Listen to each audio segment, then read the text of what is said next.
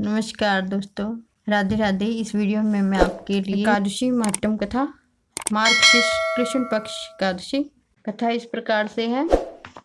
नैमी नारायण क्षेत्र में श्री सूत जी ब्राह्मणों से बोले कि हे ब्राह्मणों, विधि सहित इस एकादशी महात्म को भगवान श्री कृष्ण ने कहा था। प्रेमी जन इस व्रत को उत्पत्ति को प्रेम पूर्वक सुनते हैं और इस लोक में अनेकों सुखों को भोग कर अंत में विष्णु पद को प्राप्त करते हैं। श्री सूत जी बोले, ब्राह्मणों, सबसे प्रथम इस एकादशी महात्म को भगवान श्री कृष्ण ने अर्जुन से कहा था। उसी के अनुसार मैं आपसे कहता हूँ। अर्जुन ने पूछा कि हे जनार्दन, इस एकादशी व्रत का महत्व क्या है? इस व्रत के करने से क्या पुण्य मिलता है और इसकी क्या विधि है? सो आप मुझसे कहिए। ऐसा सुनकर कृष्ण भगवान ने कहा कि हे अर्जुन, सबसे पहले हेमंत ऋतु के मार्गशीर्ष महीने में कृष्ण पक्ष की एकादशी का व्रत करना चाहिए। दशमी की शाम को दातुन करना चाहिए, परंतु भोजन नहीं करना चाहिए। एकादशी को सुबह संकल्प नियमानुसार कार्य करना चाहिए। दोपहर में संकल्प पूर्वक नदी, सरोवर, बावड़ी, कुआं आदि सब किसी में से एक में स्नान करना चाहिए। स्नान करने से पहले शरीर पर मिट्टी का चंदन लगाना चाहिए। व्रत करने वाले को स्नान करने के पश्चात पापी, चोर, पाखंडी, दूसरे की बुराई करने वाला, पर स्त्री गमन करने वाला, दुराचारी, दूसरे के धन को चुराने वाला, मंदिरों में चोरी करने वाला आदि इन सब मनुष्यों से बात भी नहीं करनी चाहिए। यदि अनजाने में इनसे बात हो भी जाए तो इस पाप को दूर करने के लिए सूर्य नारायण के दर्शन कर लेने चाहिए। स्नान के बाद धूप, दीप, नैवेद्य से भगवान विष्णु भगवान का पूजन करें। रात को दीपदान करना चाहिए। ये सत्कर्म भक्ति पूर्वक करने चाहिए। उस रात को नींद और स्त्री प्रसंग को त्याग देना चाहिए। एकादशी के दिन तथा रात्रि को भजन और सत्संग आदि कर्मों से व्यतीत करना चाहिए। इस दिन श्रद्धापूर्वक ब्राह्मणों को दक्षिणा देनी चाहिए। उससे गलतियों की क्षमा मांगनी चाहिए। धार्मिक जनों को शुक्ल पक्ष और कृष्ण पक्ष की दोनों एकादशियों को एक सा समझना चाहिए। उनमें भेद मानना उचित नहीं है। ऊपर लिखी विधि के अनुसार जो मनुष्य एकादशी का व्रत करते हैं उनको शंखोद्वार तीर्थ में स्नान व दर्शन करने से पुण्य प्राप्त होता है। वह एकादशी व्रत के पुण्य से 16वें भाग के बराबर भी नहीं है। व्यतीत योग में, संक्रांति में से तथा चंद्र सूर्य ग्रहण में दान देने से और कुरुक्षेत्र में स्नान करने से जो पुण्य प्राप्त होता है वही पुण्य मनुष्य को एकादशी व्रत करने से मिल जाता है। अश्वमेघ यज्ञ करने से जो पुण्य प्राप्त होता है उससे 100 गुना पुण्य एकादशी का उपवास करने से मिल जाता है। 1000 तपस्वियों को 60 वर्ष तक भोजन कराने से जो फल प्राप्त होता है वह फल एकादशी का व्रत करने से प्राप्त हो जाता है। जो पुण्य वेद पाठी ब्राह्मण को 1000 गो दान करने से मिलता है उससे 10 गुना अधिक पुण्य एकादशी व्रत करने वाले को मिल जाता है। 10 श्रेष्ठ ब्राह्मणों को भोजन कराने से जो पुण्य मिलता है वह एकादशी के पुण्य के 10वें भाग के बराबर होता है। 10 उत्तम ब्राह्मणों को भोजन कराने से जो पुण्य मिलता है उतना ही पुण्य एक ब्रह्मचारी को भोजन कराने से प्राप्त होता है। इस पुण्य के 1000 गुना पुण्य कन्या भूमि दान करने से प्राप्त होता है। कन्या और भूमि दान के पूज्य 10 गुना पुण्य भूखे को भोजन देने से होता है। अन्नदान के बराबर संसार में कोई दूसरा पुण्य नहीं है। इस दान को स्वर्गीय पितृ तृप्त हो जाते हैं। इस दान के महत्व देवता का भी वर्णन नहीं कर सकते हैं। निर्जला व्रत करने से आधा फल एक बार भोजन करने के बराबर होता है। उपरोक्त कोई एक ऐसा व्रत जरूर करना चाहिए। एकादशी का व्रत करने पर ही यज्ञ, दान, तप आदि मिलते हैं, अन्यथा नहीं। अतः एकादशी के व्रत अवश्य ही करना चाहिए। इस व्रत से शंख में जल नहीं पीना चाहिए। मछली, सूअर तथा अन्य एकादशी के व्रत से वर्जित हैं। एकादशी व्रत का फल 1000 यज्ञों से भी अधिक है।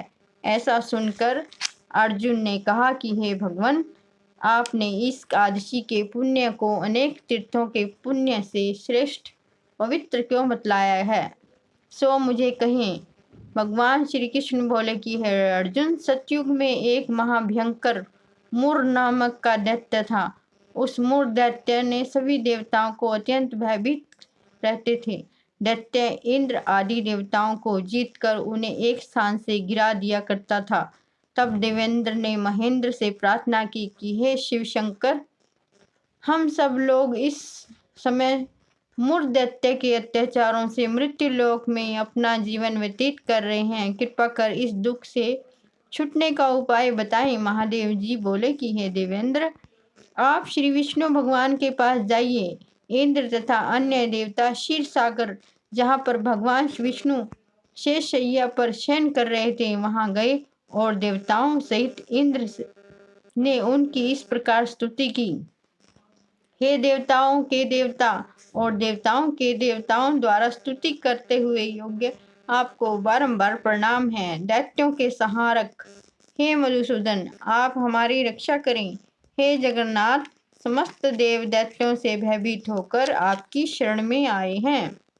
आप ही संसार के कारक और कर्ता हो, सबके माता पिता हो, जगत की उत्पत्ति, पालन और संहार करता हो तथा देवताओं की सहायता करने वाले और शांति प्रदान करने वाले हैं। आकाश पाताल आप ही हैं। तीनों लोकों से उत्पन्न करने वाले ब्रह्मा, सूर्य, चंद्र, अग्नि, हव्य, स्मरण मंत्र, यजमान, यज्ञ, कर्म कर्ता, उपभोक्ता आदि आप ही हैं। हे देव, शरण में आए हुओं को आप रक्षा करते हैं। इस समय दैत्यों से हमारी स्वर्ग में रक्षा करें। अब आप हमारी रक्षा कीजिए। देवताओं की करुणवाणी सुनकर श्री विष्णु भगवान बोले कि हे देवताओं, वह कौन सा दैत्य है जिसने देवताओं को भी जीत लिया है? वह कहाँ रहता है तथा उनमें क्या बल है, यह सब मुझसे कहो। भगवान के वचनों को सुनकर इंद्र बोले कि हे भगवान, प्राचीन समय में नाड़ी जंग नामक एक दैत्य था। उस दैत्य की ब्रह्म वंश से उत्पत्ति हुई थी। उसी दैत्य के लड़के का नाम मुर है। वह अपनी राजधानी चंद्रावती में रहता है। वह अपने बल से समस्त विश्व को जीतकर और सब देवताओं को देवलोक से निकालकर इंद्र, अग्नि, यम, वरुण, चंद्रमा, सूर्य बनकर पृथ्वी को तपाता है, मेघ बनकर जल की वर्षा करता है। अतः आप उस दैत्य को मारकर देवताओं को की जीत कराए। इंद्र के ऐसे वचन सुनकर विष्णु भगवान बोले कि हे देवताओं, मैं तुम्हारे शत्रुओं को शीघ्र संहार करूंगा। अब चंद्रावती नगरी को जाइए। इस प्रकार भगवान विष्णु देवताओं से कहकर उनके पीछे पीछे चंद्रावती नगर में चल दिए। उस समय मुर अनेक दैत्यों के साथ युद्ध भूमि में गरज रहा था। युद्ध होने पर असंख्य दानव अनेकों अस्त्र शस्त्र धारण कर देवताओं से युद्ध करने लगे, परंतु देवता दानवों से आगे एक क्षण में भी ठहर ना सके। तब भगवान विष्णु भगवान श्री युद्ध भूमि में आ गए। दानवों ने भगवान विष्णु को देखा तो वह अनेक अस्त्र शस्त्रों से प्रहार करने लगे। भगवान विष्णु भी चक्र और गदा से उनके शस्त्रों को काटने लगे। इस युद्ध में अनेकों दानव सदैव के लिए सो गए, परंतु दैत्यों का राजा मुर भगवान के साथ निश्चल भाव से युद्ध करता रहा। भगवान विष्णु मुर को मारने के लिए जिन जिन शस्त्रों का प्रयोग करते, वे सब तेज से नष्ट होकर उस पर पुष्पों के समान गिरने लगते। वह आपस में मल्लयुद्ध करने लगे, परंतु उस दैत्य को ना जीत सके। अंत में भगवान विष्णु शांत होकर विश्राम करने की इच्छा से बद्रिका आश्रम गए। उस समय 48 कोस लंबी एक द्वारिकावली हेमवती नामक की गुफा शयन करके श्री विष्णु भगवान घुसे। हे अर्जुन, अतः मैंने उस गुफा में शयन किया। उस दैत्य वहां भी आ गया, मुझको शयन करता देख मारने लगे। उसी समय मेरी देह में से एक अत्यंत सुंदर कन्या दिव्य अस्त्र धारण कर उत्पन्न हुई। दैत्य के सामने आकर युद्ध करने लगी। वह दैत्य इस प्रकार लगातार युक्त करता रहा। कुछ समय बीतने पर उस कन्या ने क्रोध में आकर उस दैत्य के अस्त्र शस्त्र के टुकड़े टुकड़े कर दिए और रथ भी तोड़ दिया। तब वह दैत्य महान क्रोध करके उसमें मल युद्ध करने लगा। उस कन्या ने उसको धक्का देकर मूर्छित कर दिया।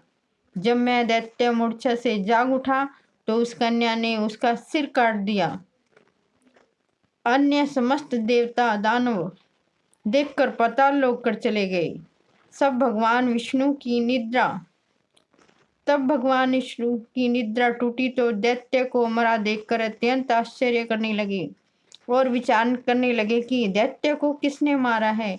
तब कन्या भगवान के आगे हाथ जोड़कर बोली कि हे भगवान, यह दैत्य आपको मारने को तैयार था, तब मैंने आपके शरीर से उत्पन्न होकर इसका वध कर दिया। इस प्रकार भगवान बोले कि हे कन्या, तूने इसको मारा है, अतः मैं मेरे ऊपर अत्यधिक प्रसन्न हूँ। तूने तीनों लोकों के देवताओं को सुखी किया है, इसीलिए तू अपना इच्छानुसार वरदान मांग। कन्या बोली कि हे भगवान, मुझे यह वरदान दीजिए कि जो मेरा व्रत करेगा मैं इसे समस्त पापों से नष्ट कर और अंत में वह स्वर्ग को जाए। मेरे व्रत का आधा फल रात्रि को मिले और उससे आधा फल एक समय भोजन करने वाले को मिले। जो मनुष्य भक्ति पूर्वक मेरे व्रत को करे वह निश्चय ही आपके लोक को प्राप्त करे। कृपया मुझे ऐसा वरदान दीजिए जो मनुष्य इस दिन रात्रि को एक बार भोजन करे और वह धन्य से भरपूर होवे। इस पर भगवान विष्णु ने उस कन्या से बोले कि हे कल्याणी, ऐसा ही होगा। मेरे और तेरे भक्त एक ही होंगे और अंत में संसार प्रसिद्धि को प्राप्त होकर मेरे लोक को प्राप्त होंगे। हे कन्या, एकादशी को पैदा होने से तेरा नाम एकादशी हुआ है। जो मनुष्य तेरे इस दिन का व्रत करेंगे उनके समस्त पाप नष्ट हो जाएंगे और अंत में मुक्ति को प्राप्त होंगे। तू मेरे लिए अब तीज, आठे, नवमी और 14 से भी अधिक प्रिय है। तेरे व्रत का फल सब तीर्थों के फल से महान होगा, यह मेरा कथन सत्य है। ऐसा कहकर भगवान उसी स्थान पर अंतर्ध्यान हो गए।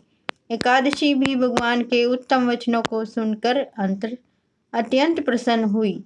हे अर्जुन, जब तिथियों, दानों, व्रतों के फल से एकादशी के व्रत का फल सर्वश्रेष्ठ है, मैं एकादशी व्रत करने वाले मनुष्य को, शत्रुओं को, विघ्नों को नष्ट कर देता हूँ और उन्हें मोक्ष दिलाता हूँ। हे अर्जुन, यह मैंने तुमसे एकादशी की उत्पत्ति के बारे में बताया है।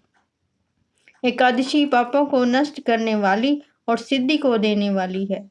उत्तम मनुष्यों को दोनों पक्षों की एकादशी को समान समझना चाहिए, उनमें भेदभाव मानना नहीं है। जो पुरुष विष्णु भक्त हैं उनको धन्य है। जो मनुष्य एकादशी महात्म का श्रवण करते हैं, पठन करते हैं, उनको अश्वमेघ यज्ञ का फल मिलता है। जो मनुष्य भक्ति पूर्वक कथा सुनते हैं वह विष्णु लोक को जाते हैं और करोड़ों वर्षों तक उनकी उस जगह पूजा होती है। जो एकादशी महात्म के 1/4 भाग को सुनता है उसके ब्रह्म हत्या आदि के महान पाप नष्ट हो जाते हैं। विष्णु धर्म के समान संसार में कोई ऐसा धर्म नहीं है और एकादशी व्रत के बराबर दूसरा व्रत कोई नहीं है। कथा सार, एक एकादशी भगवान विष्णु की साक्षात शक्ति है। जिस शक्ति ने उस राक्षस का वध कर दिया, जिसे भगवान के पाप रूपी राक्षस भला कैसे ठहर सकते हैं।